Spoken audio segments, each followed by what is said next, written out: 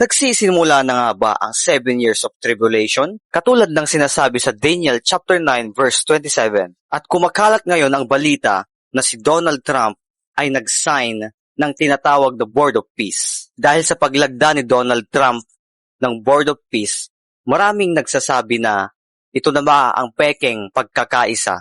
Dahil after ng Board of Peace, magkakaroon ng destruction, kaguluhan, at ang sabi sa 1 Thessalonians chapter 5 verse 3, For when they shall say, peace and safety, then sudden destruction cometh upon them. At kamakailan lang, nag-umpisa na nabanatan ng Iran ang iba't ibang mga kaaway nitong bansa at lalong gumugulo mga kapatid. At kamakailan lang namataan natin ang red blood moon lunar eclipse. And the scripture says na kapag nakita natin ito is magkakaroon ng cosmic disturbance. It's a sign.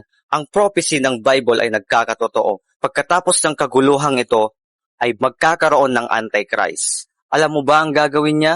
Manggugulo siya sa buong mundo.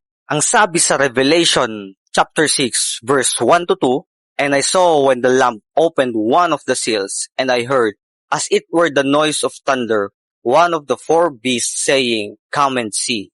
And I saw and behold a white horse, and sat on him, had a bow, and a crown was given unto him, and he went forth conquering and to conquer.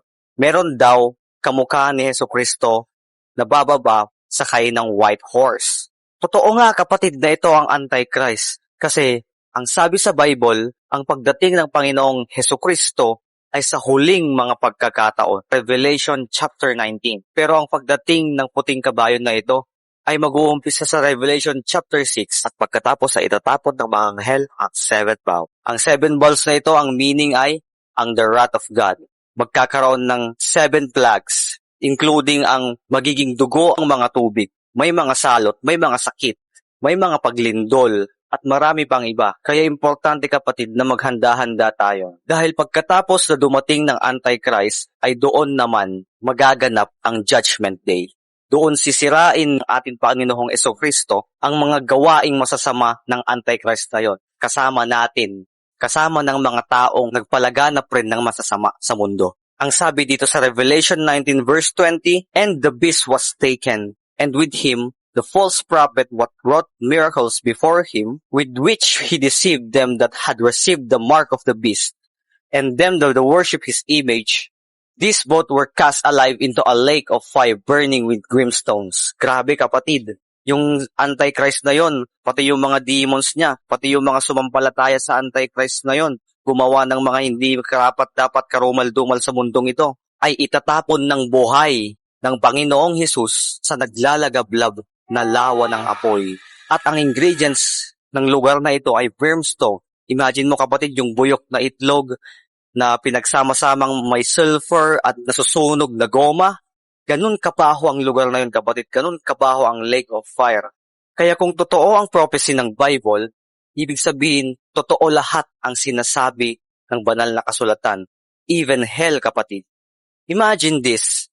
Kahit nga lang ang presidente kapag nagalit sa'yo, gagawin niya lahat para lang saktan ka. Gagamitin niya lahat ng kanyang kapangyarihan, ng kanyang makakaya para saktan ka. Pero once ang Diyos ang nagalit sa'yo, naiisip mo ba ang naiisip ko kapatid? Gagawin niya rin lahat ng kapangyarihan niya at makakaya niya para itapon ka sa impyerno. God is more powerful than us. Kaya magsisi ka na at tumalikod sa mga kasalanan mo kapatid habang maaga ka. Huwag kang gumaya sa talatang ito na maraming magsasabi sa akin ng Panginoon, Panginoon sa mga huling araw, pero hindi sila makakarating sa kaharian ng langit. Yes, kilala mo ngayon ang Panginoon. Pero kung si Jesus Christ ang Lord mo, bakit sa tuwing inaaya kitang magsimba, ayaw mo? Bakit sa tuwing kinakausap kita patungkol sa Panginoong Hesus, rene-reject mo? Bakit pag sa tuwing inaaya kitang mag-Bible study, sasabihin mo, may basketball kami? Bakit sa tuwing nag-i-scroll ka dyan sa cellphone mo at nakita mo itong vlog ko, hindi mo pinapanood? Mas pinapanood mo yung mga kalaswaan. Mas pinapanood mo yung mga walang kabuluhan na puro kalokohan ang ine-entertain mo sa utak mo. Kung ganyan ang ugali mo, hindi si Jesus Christ ang Lord mo, kundi yung mga cellphone mo, yung basketball mo, Yung trabaho mo, yung pera mo, ang inuuna mo. At kung sino ang inuuna mo sa buhay mo, yun ang Diyos mo. Ang mahirap sa mundong ito, yes, kilala ang Panginoon. Maraming gusto ang kaligtasan, pero ayaw ang pagbabago. Lord, save me but don't change me. Ang labo mo. Many wants of grace, but don't want obedience. Kapatid, tandaan mo ang Diyos natin, mapagmahal, mapagbigay, at maawain. Pero tandaan mo rin na ang Diyos natin ay makaturungan at banal. Kaya kapag dumating ang pagkakataon na magkita kayo, huwag mo siyang sisihin kung isa ka sa itatapon niya sa kadagat-dagatang apoy.